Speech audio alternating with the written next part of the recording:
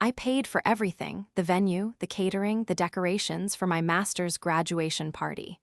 No one came. Instead, they were at the house I pay for, hosting a movie night with my unemployed cousin. So I canceled every bill in my name and went silent. Before we continue today's story, we have an urgent announcement to make. Due to technical issues, we are pivoting towards another channel. Please subscribe to our new channel, Kin and Karma. You can find the link in the video description, the pinned comment, and the collaboration tag on this video. Make sure to switch over now so you don't miss out. Thank you for your support. Now back to the story. The ice in the champagne bucket had turned to slush hours ago. That was the first thing I noticed when I finally looked up from my phone, my eyes burning from staring at a screen that refused to buzz with the notifications I wanted. I was standing on the terrace of the Skylark, one of the most expensive rooftop venues in the city. The view was breathtaking, a panoramic sweep of the skyline, the buildings twinkling like spilled diamonds against the velvet navy of the twilight sky. The wind was gentle, carrying the scent of jasmine from the planters and the savory, rich aroma of the hors d'oeuvres that were currently getting cold on silver trays. I had ordered mini beef Wellingtons. I had ordered lobster sliders. I had requested the specific vintage of Pinot Noir that my mother, Jade, always claimed was the only wine worth drinking. I had rented the space for 4 hours. 3 of those hours were now gone. Waiters drifted past me like ghosts, their movements hushed and apologetic. They had stopped asking me if I wanted a refill. They had stopped asking when the guests would be arriving. Now, they just averted their eyes, wiping down pristine, unused tables and rearranging the centerpieces of white lilies that I had chosen because they were my father, Auguste's, favorite flower. I stood there in my emerald green silk dress, the one I had bought specifically for this night. It was supposed to be my victory lap. I was 26 years old, and yesterday, I had walked across a stage to accept my master's degree in human-computer interaction. I was the first person in my family to get a postgraduate degree. I was the first person in my family to make 6 figures, and I was the only person at my own party. Ma'am. I turned. The event manager, a kind woman with pity etched into the lines around her eyes, held a clipboard against her chest. The kitchen is asking if you'd like to start packing up the food. We can box it for you to take home. It's getting late. My throat felt tight, like I had swallowed a stone.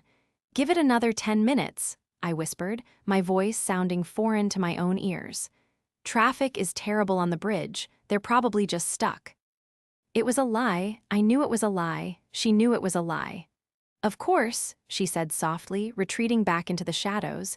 I pulled my phone out again. No texts, no missed calls.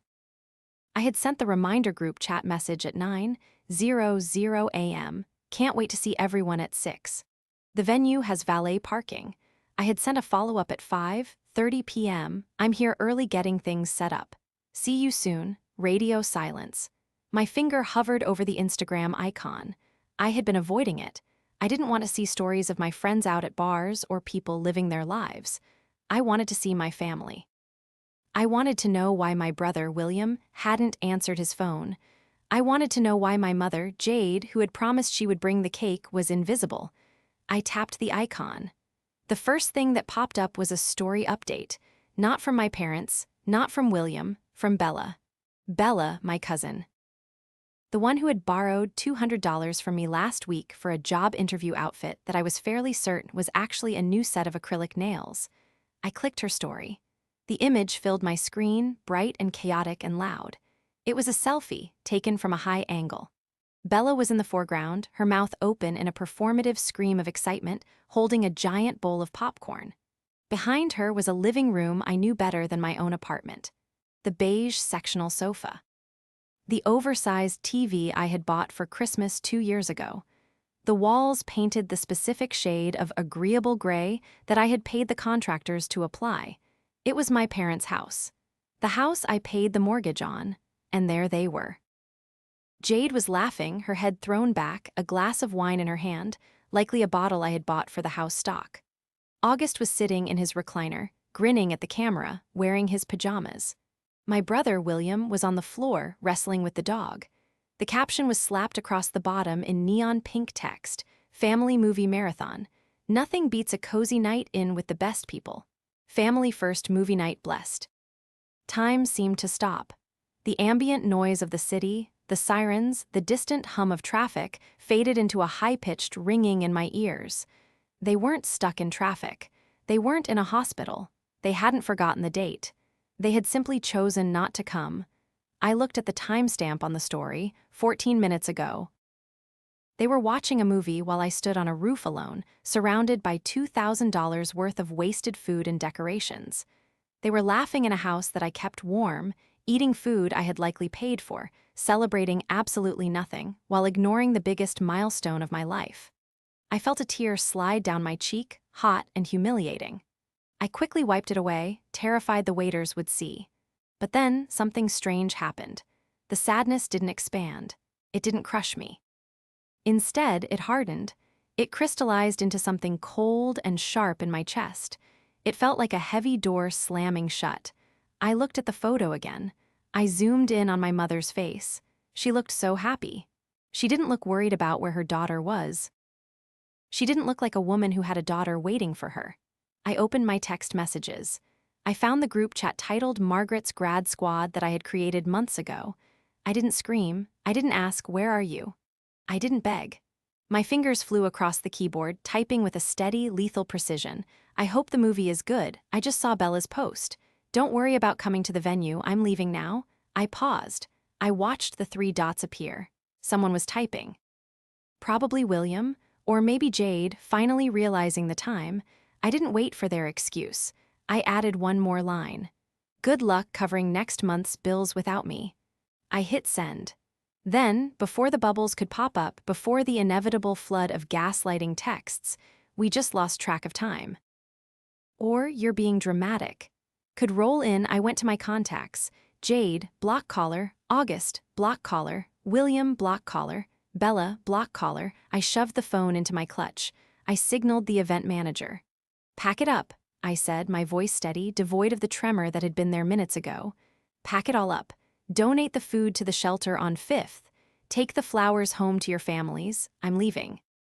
As I walked to the elevator, the heels of my shoes clicking against the concrete like gunshots, I felt lighter than I had in years. The betrayal was worse than the loneliness, but the clarity. The clarity was absolute. The ride down the elevator was a blur of mirrored stainless steel and my own reflection staring back at me. I looked perfect. My hair was blown out in soft waves, my makeup was flawless, and the emerald dress fit like a second skin. I looked like a success story. Inside, I felt like a hollowed-out ruin. I didn't go to my parents' house. The urge to storm in there, to scream, to flip the popcorn bowl and demand an explanation was a physical ache in my muscles. But I knew what would happen. Jade would cry and say I was ruining the mood. August would get quiet and say I was being uppity because of my new degree. Bella would smirk and say, "Chill, Margaret, it's just a party. We see you all the time." They would make me the villain for being upset that they abandoned me. So, I told the Uber driver to take me to my apartment. I lived in a modern, starkly decorated one-bedroom downtown. It was nice, but it wasn't a home. It was a place I slept in between working 12-hour days as a senior UX designer and working weekends freelancing to cover the family expenses. When I walked inside, the silence greeted me differently than usual. Usually the silence was lonely. Tonight, it felt protective. I kicked off my heels and threw my clutch on the sofa. I walked to the kitchen and poured myself a glass of water, my hands shaking slightly now that the adrenaline was fading. I sat on a bar stool and stared at the dark window. My phone, which I had placed face down on the counter, was vibrating, not ringing because they were blocked, but buzzing with other notifications. Voicemails. The block feature on my phone stopped the calls and texts from coming through, but it didn't stop them from leaving voicemails that would sit in a hidden folder, festering. I knew they were panicking. Not because they missed me, not because they felt bad, but because of the text. Good luck covering next month's bills without me. They probably thought I was bluffing. I had threatened to cut them off before. When William wrecked his car and needed a new one, I said no. then caved 3 days later because Jade cried about how he couldn't get to his part-time job, which he quit 2 weeks later anyway. When August needed dental work and didn't trust the insurance I provided, I paid out of pocket for the specialist he wanted.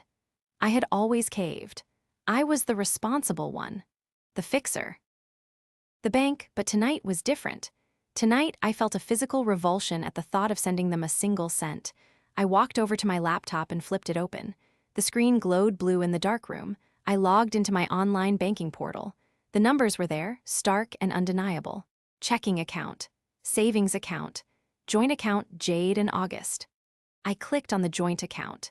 It was the account I transferred $3,500 into on the first of every month. It covered the mortgage on their 4-bedroom suburban home, the utilities, the internet, and a generous grocery allowance. I looked at the transaction history. Yesterday, $150. Nails by Tina. Yesterday, $85. Liquor World. Today, $60. Pizza Palace.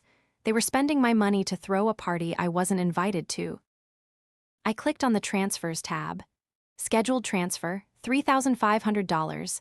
Date, 1st of the month. The first was in 3 days. I hovered my mouse over the trash can icon next to the schedule. A wave of nausea hit me. This was nuclear. If I did this, the mortgage would bounce. The lights would eventually go out. This wasn't just a fight, this was war. They chose a movie over you, a voice in my head whispered. They chose Bella over you. They are sitting on a sofa you paid for, eating pizza bought with your labor, laughing at your absence. I clicked the mouse. Are you sure you want to cancel this recurring transfer? Yes, I didn't stop there. I went to the utility provider websites. The electric bill was in my name. The internet was in my name. I didn't turn them off. That would be illegal in some cases without notice, and I didn't want to give them legal ammunition yet. But I removed my credit card from the autopay. I switched the billing preference to paper bill and changed the mailing address to their house. Let them see the physical reality of what electricity costs. I sat back, my heart pounding against my ribs. It was done. The financial umbilical cord was severed. My phone buzzed again. A notification from Instagram. Bella mentioned you in a story. I shouldn't have looked. I really shouldn't have. But the masochistic part of my brain needed to know the narrative they were spinning. I opened it. It was a video this time. Bella was filming Jade, who was looking weepy and holding a tissue. We're just so sad, Bella's voice narrated from behind the camera, dripping with fake concern. We tried to call Margaret for her big day, but she blocked us all. I guess big city life makes you too good for your family. We're still here for you, cuz, even if you hate us. She panned to William, who shook his head solemnly. Unbelievable, he muttered. Drama queen.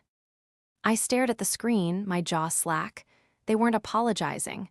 They weren't panicking. They were spinning it. They were making me the aggressor. They were publicly shaming me for abandoning them, conveniently leaving out the part where they ghosted my graduation party. They thought they could guilt me back into submission. They thought this was just another tantrum from Margaret that could be smoothed over with a public guilt trip. I closed the laptop. I stood up and walked to the window, looking out at the city lights. They thought they had the upper hand because they were together and I was alone. They thought the story ended with me crying in my apartment, feeling bad about blocking them. But they had forgotten one crucial thing. The lease on the house wasn't a mortgage in August's name. We had refinanced 3 years ago when they almost went bankrupt. The deed was in my name. They were tenants. And in this state, tenants without a lease agreement were month to month. I wasn't just their daughter anymore. I was their landlord, and I had just decided to sell the property. To understand why a 26-year-old woman would evict her own parents, you have to understand Bella. And you have to understand the ecosystem of my family, where Bella was the sun and I was just the gravity that held everyone in orbit. Bella was my cousin, the daughter of my mother's sister who had passed away when Bella was 10. That tragedy was the defining moment of our family dynamic. Because of it, Bella became the fragile one, the one who needed extra love. The one who could never be told no because she had already lost so much. I understood that when we were children. I really did. I gave her my toys. I let her blow out my birthday candles. I stepped back so she could shine, but we weren't children anymore. Bella was 27, a year older than me. While I was pulling all-nighters in the computer lab during my undergrad, Bella was exploring her creativity in Europe on my grandparents' dime. When I was working 2 internships to build my portfolio, Bella was influencing on Instagram, which mostly meant posting photos of lattes and complaining about how hard it is to wake up before noon. Bella had never held a job for longer than 3 months. There was always a reason. The boss was toxic. The vibe was off. The fluorescent lights gave her migraines, and every time she quit, Jade and August were there with open arms. "She's trying to find herself," Jade would say, looking at me with disappointment because I was boringly stable. "Not everyone can be a robot like you, Margaret." Robot, that was their word for me. Because I showed up on time, because I paid my bills, because I didn't need to be bailout out of jail or debt. 3 years ago, my father, August, made a series of bad investments. He fell for a get-rich-quick crypto scheme that wiped out their retirement and put their house into foreclosure. They came to me. I was 23, freshly hired at a major tech firm, making good money for the first time in my life. "We'll lose the house," August had wept at my kitchen table, a broken man. "Your childhood home, Margaret." So I stepped in. I used my savings to clear the arrears. I refinanced the house in my name because their credit was shot. I took over the payments. "It's just until we get back on our feet," Jade had promised, clutching my hands. "You're our savior, Margaret." But until never came. August retired early because of stress. Jade stopped working part-time because she needed to manage the household. And then Bella moved in. Bella had been kicked out of her boyfriend's apartment, so naturally, she needed a place to stay. My parents gave her my old bedroom. Then they gave her the guest room for her closet. Suddenly, the grocery bill doubled. The electric bill tripled. Bella liked the AC at 68 degrees. I brought it up once 6 months ago. I was visiting for Sunday dinner and I saw a new designer handbag on the counter. "Is that a Chloe?" I had asked, doing the mental math. That bag cost more than the mortgage payment I had just made. "Bella treated herself," Jade said sharply, chopping carrots with aggressive force. "She's been depressed. She needed a pick-me-up. Don't start counting pennies, Margaret. It's unbecoming." "I'm not counting pennies," I had said. "I'm paying for the roof over your heads. If there's money for designer bags, there should be money for rent." Bella had burst into tears. "See," she wailed. "She thinks she owns us. She thinks just because she has money she can control us." August had slammed his hand on the table. "Enough, Margaret. We are family. We help each other. If you're going to hold your success over our heads, you can leave." So I left, but I kept paying. I kept paying because I was afraid. I was afraid that if I stopped, they would hate me. I was afraid of being the daughter who let her parents be homeless. I bought my love with monthly transfers. But the graduation was supposed to be different. This was my achievement. It wasn't about money. It was about effort, 2 years of working full-time while studying full-time. I wanted them to be proud of me, not my bank account. I had asked them months ago to save the date. I had reminded them weekly. And then I saw the photo. The antagonist of my life wasn't just Bella. It was Bella's influence. She was the whisper in their ear that said, "Margaret is fine. Margaret is rich. Margaret doesn't have feelings like we do. Margaret is the bank, not the daughter." That night in my apartment, staring at the blocked numbers on my phone, I realized the role I had been cast in. I was the villain in their story of struggling, noble victims. If they wanted a villain, I would give them one. I pulled up a new browser tab and searched for real estate attorneys near me. Then I opened my work email. I composed a message to the HR director at my company. Subject: relocation inquiry. "Hi Sarah, I know we discussed the London office opening a few months ago. Is that senior lead position still available? I'm interested." I wasn't just cutting them off. I was preparing to scorch the earth. The next morning, I woke up with the kind of headache that usually follows a breakup. My apartment was quiet, the only sound the hum of the refrigerator. I checked my phone. 37 missed calls, 11 voicemails. I didn't listen to them. Instead, I made coffee, strong black coffee, and sat at my kitchen table with my laptop. I needed a plan. Emotional reactions were for people like Bella. I was a UX designer. My job was to anticipate user behavior, identify pain points, and build systems that forced specific outcomes. My family was just a buggy system that needed a hard reset. First, I needed leverage. Real, legal leverage. I logged into the county clerk's website and pulled up the deed to the house. There it was, clear as day, owner, Margaret A. Vance. The mortgage was in my name. The taxes were paid by me. But then I remembered something my father had said 3 years ago when he was desperate. Just put it in your name for the loan, Margaret. We'll sign a lease so you're protected, just in case anything happens to me. We had signed a lease. A standard, 1-year residential lease agreement that automatically renewed month to month if neither party gave notice. Its stipulated rent was $1 per month, a formality to make it legal, plus utilities. Most importantly, it had a clause about unauthorized occupants. Section 12. Guests staying longer than 14 consecutive days require written landlord approval. Unauthorized occupants may result in immediate termination of lease. Bella had been living there for 6 months. I had never given written approval. In fact, I had verbally objected multiple times. I printed the lease. I highlighted Section 12 in neon yellow. Next, I called a lawyer I knew from my company's legal department, a sharp woman named Alina who specialized in property law. Alina, I said, skipping the pleasantries. Hypothetically, if I have tenants on a month-to-month lease who have moved in an unauthorized occupant and are damaging the property, how fast can I get them out? In this state, Alina asked, her voice professional and crisp, with a lease violation, you can serve a 3-day notice to cure or quit.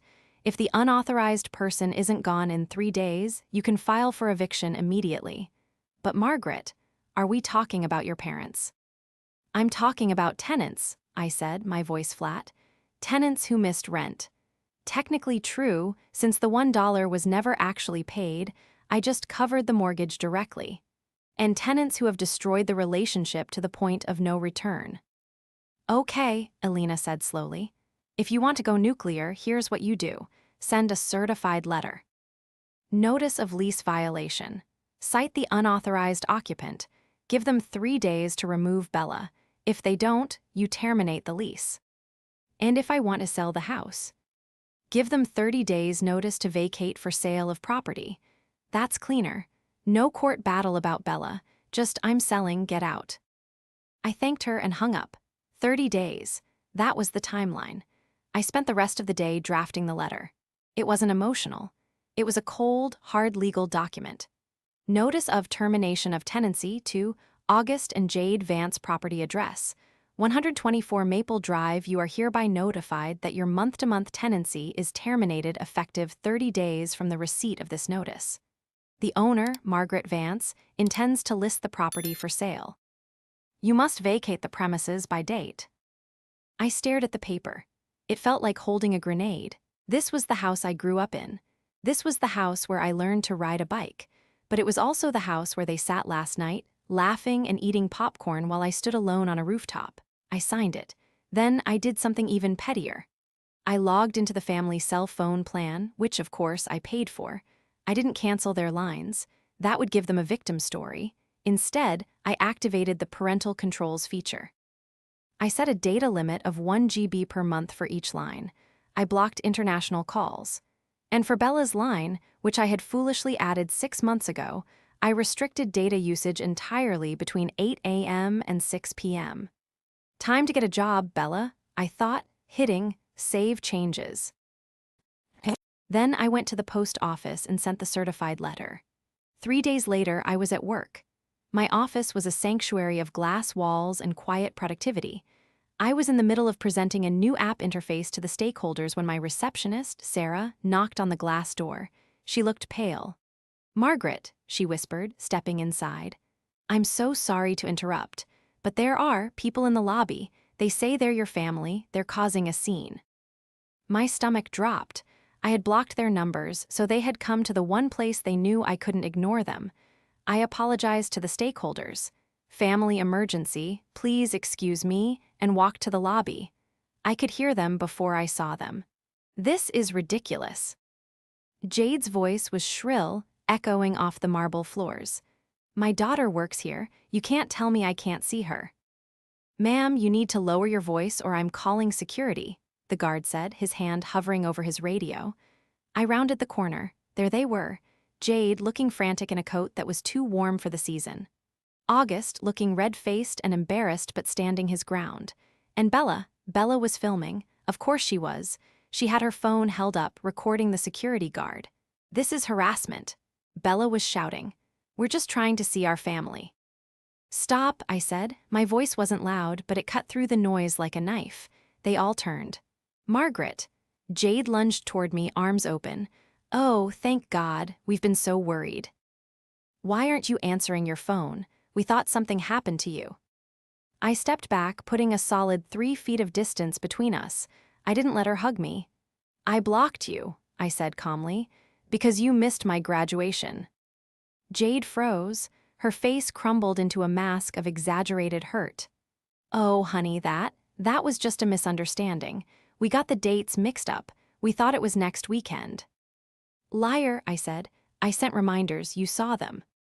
"We're old," August blustered, stepping forward. "We forget things. Is that a crime? To treat your parents like criminals because we missed a party?" "It wasn't just a party," I said, feeling the anger rise, hot and dangerous. "It was my master's degree. And while I was waiting for you, Bella posted a photo of you all watching movies." I turned to Bella. She was still filming, the phone pointed directly at my face.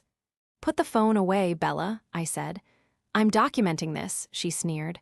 "For my safety. You're acting crazy, Margaret. You cut off our phones. You sent us a letter saying you're kicking us out. Who does that?" "A landlord," I said, the word hung in the air. "Landlord," Jade gasped. "We're your parents." "And you're living in my house," I said. "A house I pay for, a house you disrespect. You treat me like an ATM, not a daughter. And when the ATM asks for one night of your time, you don't show up." "We're family," August shouted, attracting stares from the employees walking by. "You owe us. We raised you." "And I paid you back," I said, my voice trembling slightly. "I paid off your debts. I saved your credit. I put a roof over your head for 3 years. The debt is paid, Dad." "You can't kick us out," Bella interjected, stepping in front of them like a shield. "Squatters' rights, we have rights." I laughed. It was a cold, humorless sound. "You're not a squatter, Bella. You're a guest who overstayed her welcome. And I have the lease to prove it. You have 27 days left. I suggest you start packing instead of filming." I turned to the security guard. "Dave, these people are trespassing. Please escort them out." "Margaret, no," Jade wailed, grabbing my arm. I pulled away violently. "Don't touch me. You're destroying this family." She screamed as Dave gently but firmly guided them toward the revolving doors. "Over a stupid party? You're selfish. You've always been selfish." I watched them go. Bella was shouting about her rights. August was cursing. Jade was sobbing. I stood there in the lobby, shaking. My colleagues were watching from the balcony above. It was humiliating. It was a disaster. But as I watched the revolving door spin them back out onto the street, I realized something. They hadn't asked how I was. They hadn't apologized for missing the graduation. They hadn't brought a card or a flower. They had only come because the money stopped. That was the confirmation I needed. The guilt that had been gnawing at me, the little voice saying maybe you're being too harsh, vanished. I went back upstairs. I walked into the HR office. "Sarah," I said to the director, "about that London position, how soon can I start?" The next 2 weeks were a blur of logistics and silence. I had the London transfer approved. I would be moving in 6 weeks. That gave me enough time to sell the house and close this chapter of my life forever. But my family wasn't going quietly.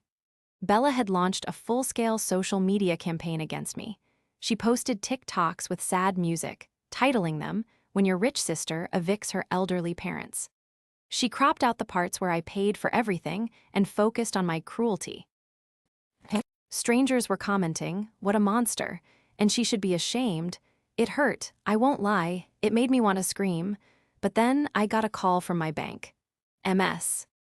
"Vance," the fraud specialist said, We noticed some unusual activity on the authorized user card ending in 4598. That's the one issued to A. Bella Vance. I had given Bella an emergency card a year ago for groceries only. I had forgotten to cancel it in my initial rage because I rarely checked that specific sub-account. What kind of activity? Well, there was a charge for $2,000 at an electronics store, and another $1,500 at a luxury handbag reseller. And it looks like a cash advance of $500 at a casino. My blood ran cold. When? Yesterday and today. She knew the eviction was coming. She was maxing out the card before I cut her off. She was looting the ship before it sank. Flag them as fraud, I said.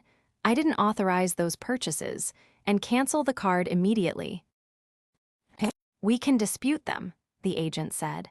But since she was an authorized user, it might be tricky unless you can prove she wasn't allowed to make those specific purchases.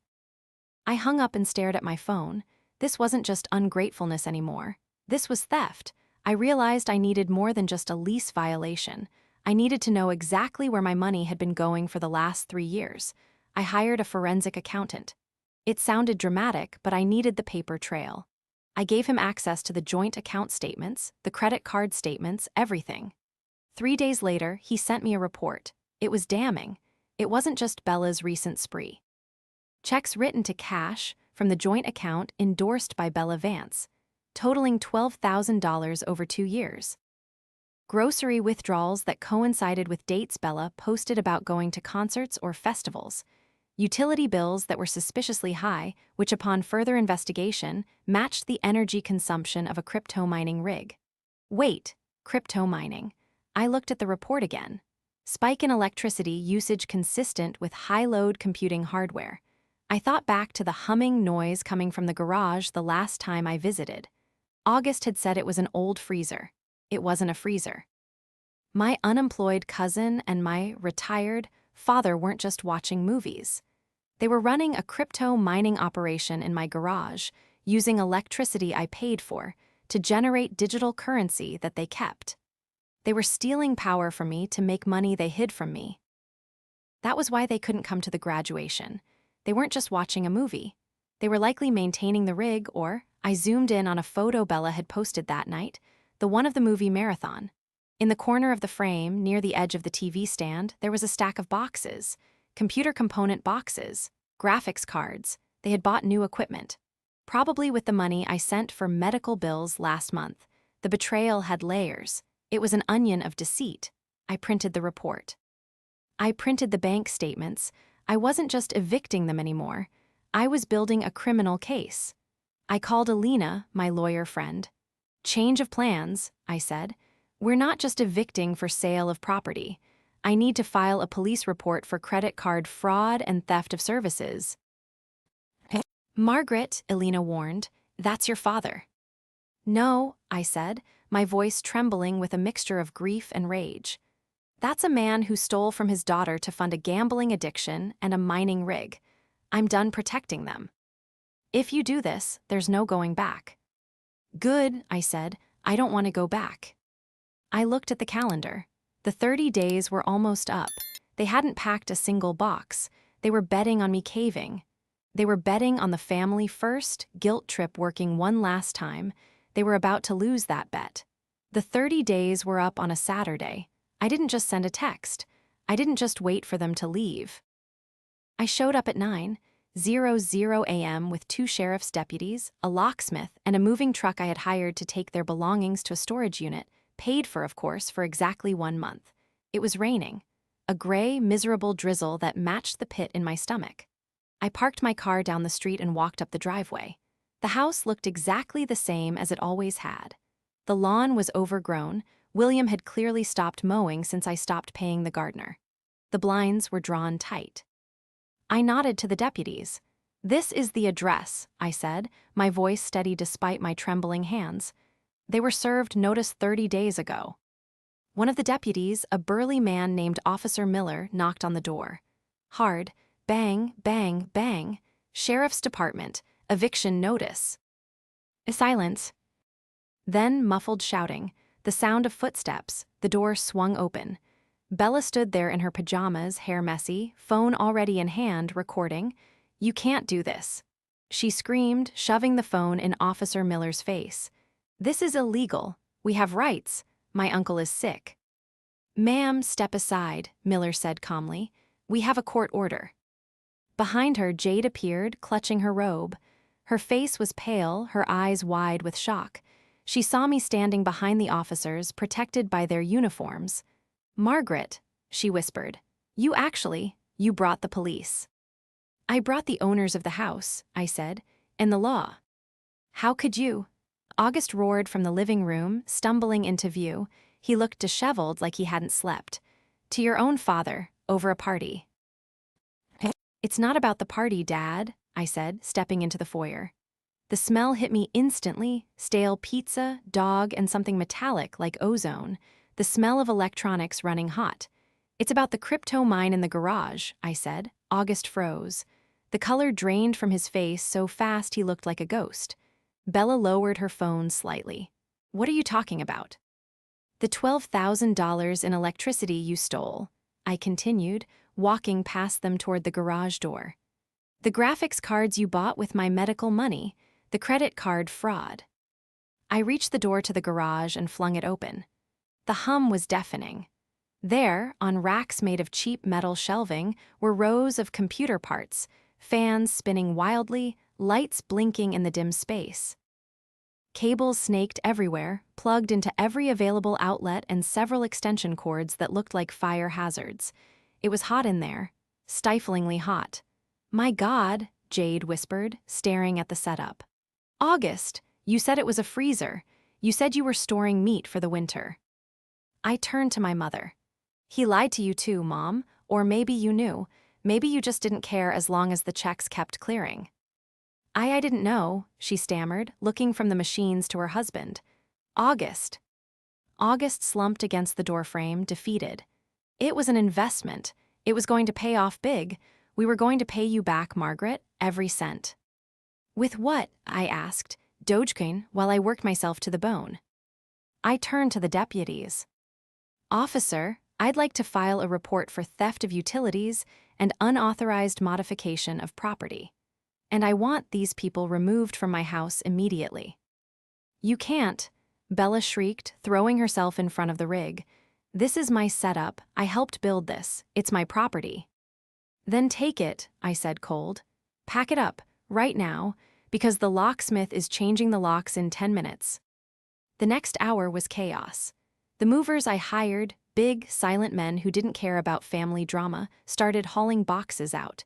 Bella was screaming, live streaming the whole thing, crying about abuse and trauma. Jade sat on the sofa, sobbing into her hands. William, who had been asleep, packed a bag in silence, refusing to look at me. August tried to approach me one last time. "Margaret," he pleaded, reaching for my hand. "Please, where will we go? We have no money. The accounts are frozen." "I know," I said. "I froze them." "You're sending us to the street." "I'm sending you to a motel," I said, handing him a reservation slip. "Paid for 1 week. After that, you're on your own. Bella can get a job. You can sell the mining rig. Figure it out." "I'm your father," he whispered, tears streaming down his face. "And I was your daughter," I said, my voice breaking for the first time. "I was your daughter and I needed you. I needed you to show up for me once. Just once. Instead, you stole from me." I pulled my hand away. "Get out of my house." The house sold in 2 weeks. It went to a nice young couple who wanted to raise a family there. I didn't feel sentimental when I signed the closing papers. I just felt relief. The check for the equity, minus the cost of repairs for the electrical damage in the garage, went straight into a high-yield savings account that no one else could access. I moved to London a month later. The distance was exactly what I needed. The gloomy weather, the new job, the anonymity of a city where no one knew my last name, it was healing. I didn't unblock them, but news travels.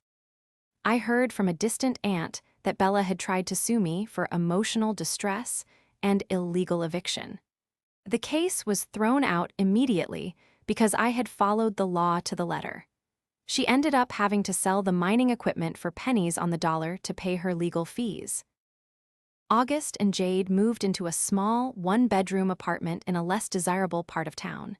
Jade had to go back to work as a receptionist at 60. August was apparently working security at a mall.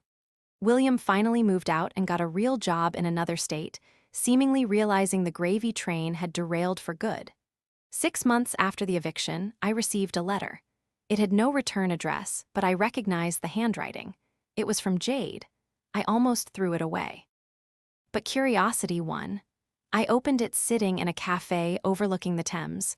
"Margaret," it read, "I know you probably won't read this. I know we don't deserve your forgiveness. But I wanted you to know that your father is in therapy. I am too. We realized we were broken people who broke you. We got so used to you being the strong one that we forgot you needed us to be strong for you. We are sorry. Not because we want money, we are managing on our own now, but because we lost our daughter. If you ever want to talk, we are here. Love, Mom." I folded the letter. I didn't tear it up. I didn't burn it. I just put it in my bag. I wasn't ready to talk. I might never be ready. Forgiveness is a heavy thing to carry, and right now, I was enjoying traveling light. I took a sip of my tea and looked out at the river. My phone buzzed. It was a text from a new friend I had made in London, a fellow expat named Sarah. "Hey, we're all going to that rooftop bar tonight for drinks. You coming?" I smiled. A real, genuine smile that reached my eyes. "I'll be there," I typed back. And this time, I'm bringing the champagne. I wasn't the bank anymore. I wasn't the fixer. I wasn't the invisible daughter. I was Margaret. And for the first time in my life, I was free.